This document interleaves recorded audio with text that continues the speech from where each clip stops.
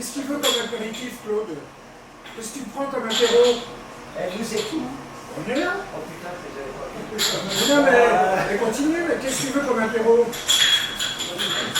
Qu'est-ce que t'as pris, toi? J'ai pris un Ricard et Gilles qu'est-ce qu'il a pris un Chili? Ah bah absolument. Ah oui. Alors, vous voulez comme vent? On va de la Côte du Rhône, non? Du rouge? Vous avez empiché quelque chose de... Oui, j'ai 50 coupures. Voilà. Ouais, bah c'est bien ça. 50, c'est pas beaucoup, hein. Allez, ça va. 50, c'est pas beaucoup. On peut en faire 75, hein. Une bouteille. Non, un pichet. J'ai Oui, on 50. en reprendra. Oh d'accord, allez, on commence par là. Moi, je conduis. Oui, c'est vrai. Fais gaffe. parce Moi, je que m'en fous, je conduis pas. il y a des- Allez. des contrôles. Somebody once told me the world is gonna roll me. I ain't the shop. Bienvenue dans le club numéro 87. Coucou. Tout ce qu'il faut savoir sur internet pour rester cool Et branché avec Pierre. et Guillaume. Cette semaine, on va parler de podcast, de stand-up et Pierre de On va parler trucs what the fuck poétiques. Allez, c'est parti.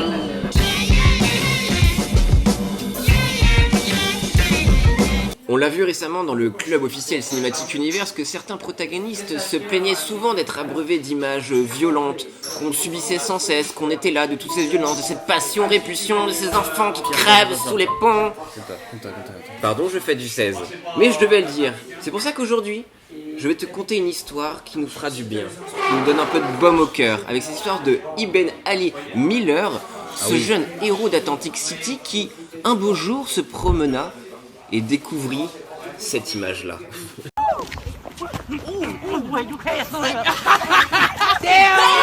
Mais lui, au lieu de sortir son portable et de crier War Star, il a décidé de mettre fin à cet esclandre. Et comment, Guillaume? Eh bien, en prenant un parti nos protagonistes, en prenant un parti les amis des protagonistes, les pseudo-amis qui filmaient en disant vous êtes des fakes.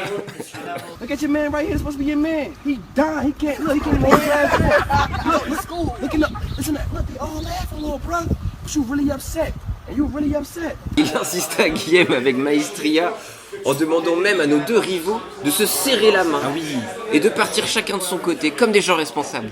Put your hand back out, bro. He gonna shake it this time. I promise you. Put your hand back out, bro. He gonna shake it, bro. Y'all be good, bro. I'm telling y'all, man. Fin de la bagarre, vidéo postée sur les réseaux, un big buzz, plus de 30 millions de vues, un article dans le Times, dans le Washington Post, dans le New York Post, un tweet de LeBron James. Mais, merci beaucoup. Mais le truc le plus fou, c'est que la ville d'Atlantic City a décidé d'honorer notre héros avec une cérémonie, ce qui a donné cette image absolument bouleversante. This whole situation, it deeply saddens me. It deeply saddens me. And the fact that it's unbelievable, this should be very believable. This should be a norm and it should be regular.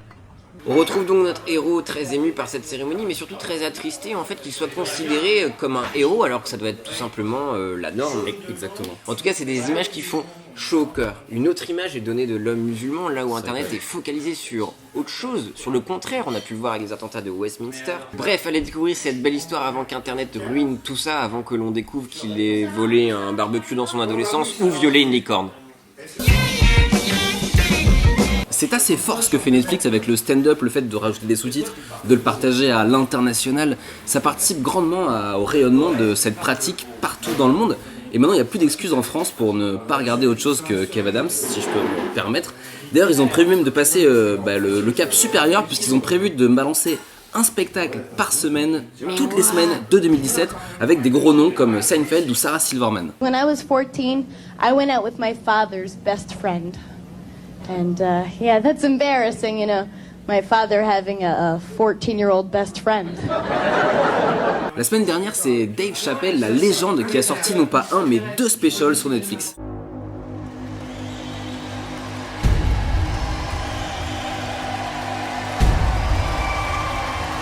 Si vous connaissez pas Dave Chappelle, c'est une grosse rosta de l'humour qui a eu tendance à faire pas mal de trucs cultes au début des années 2000, par exemple une émission à sketch qui s'appelle le Chappelle Show.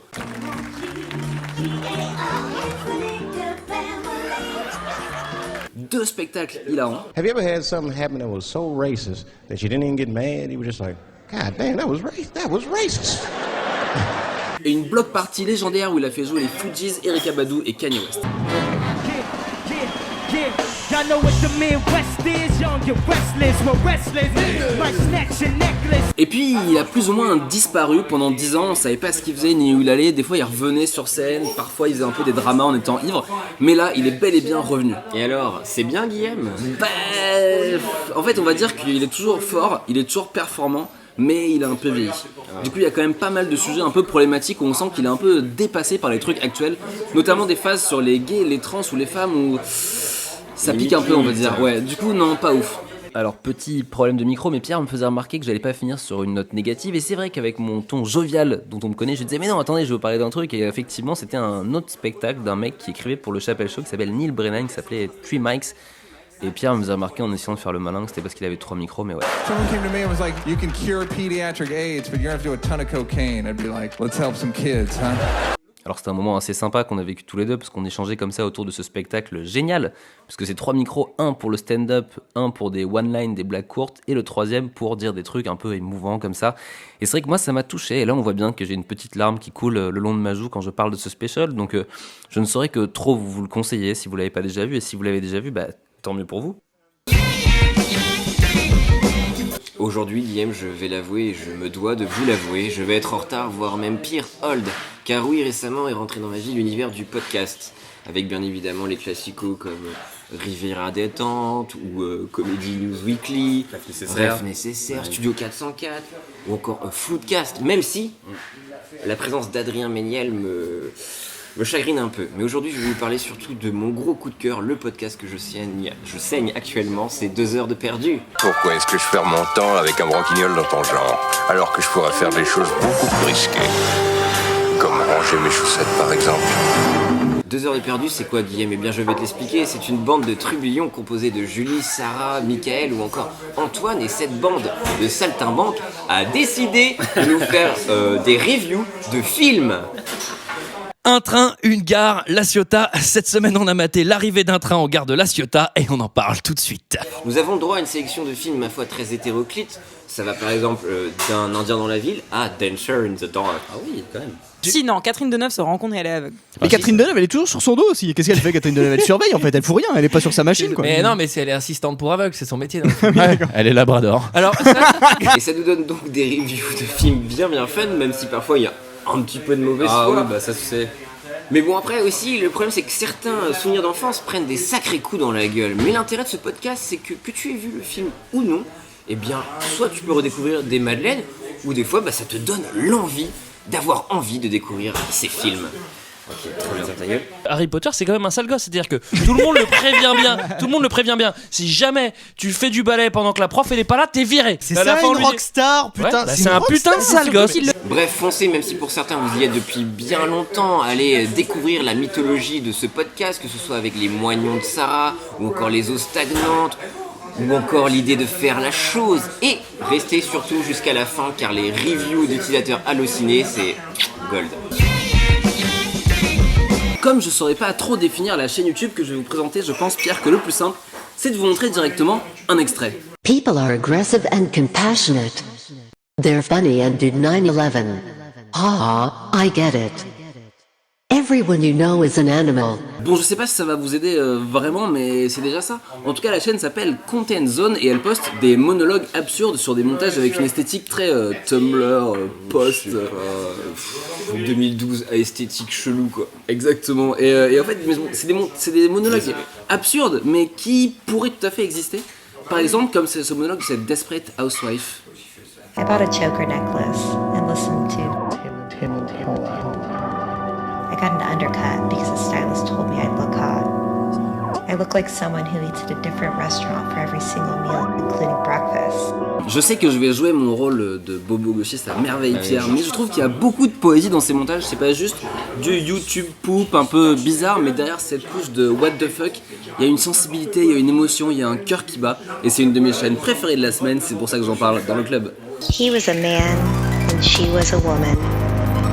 He was addicted to huffing keyboard duster. She owned a computer.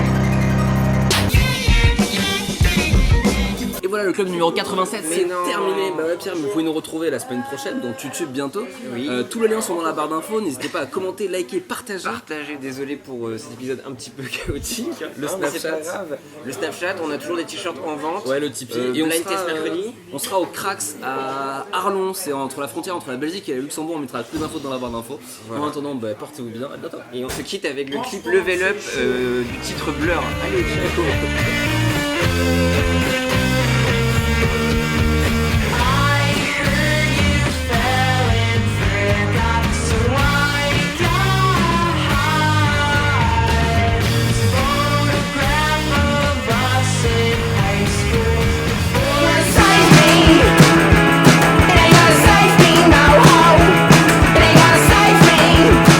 J'attends juste qu'il...